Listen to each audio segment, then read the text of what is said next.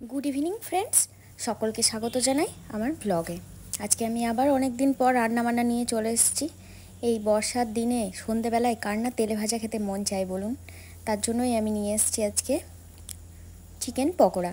দেখুন, আমি খুব ছোটও নয়, মাঝারি সাইজের ছোট ছোট করে চিকেনগুলোকে কেটে নিয়েছি। তাতে আমার আগের বেটে রাখা মশলা দিয়ে দিলাম। তাতে ছিল জিরে, ধনে এবং আদা ও লঙ্কা পেস্ট। তাতে দিলাম, এরপর দিলাম পেঁয়াজ পেস্ট, 2 চামচ মতো টক দই, হাফ চামচ মতো লবণ, হাফ চামচ হলুদ। এর সাথে দিলাম হাতে একটু কচলে নিয়ে জোয়ান, আর দিলাম জিরে গুঁড়ো। এবার এটাকে ভালো করে ম্যারিনেট করে 10 মিনিট মতো রেস্টে রেখে দেব।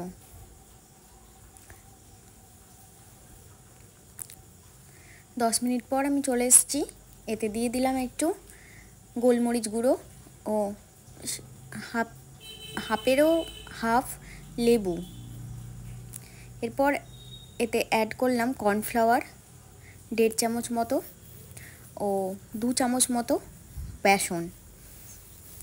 এর সাথে আরেকটা জিনিস অ্যাড করব, সেটা হচ্ছে একটা ডিম। ডিমটা অ্যাড করার কারণ হচ্ছে টেক্সচারটাকে সুন্দর করার জন্য। এবার এটাকে আবার ভালো করে ম্যারিনেট করে নেব। দেখুন সুন্দরভাবে সবগুলো মিশে গেছে। এবার একটি ফ্রাই প্যানে তেল গরম হয়ে গেলে আমি এক এক করে চিকেনগুলোকে ছেড়ে দেব। আমার তেলটা একটু বেশি গরম হয়ে গিয়েছিল।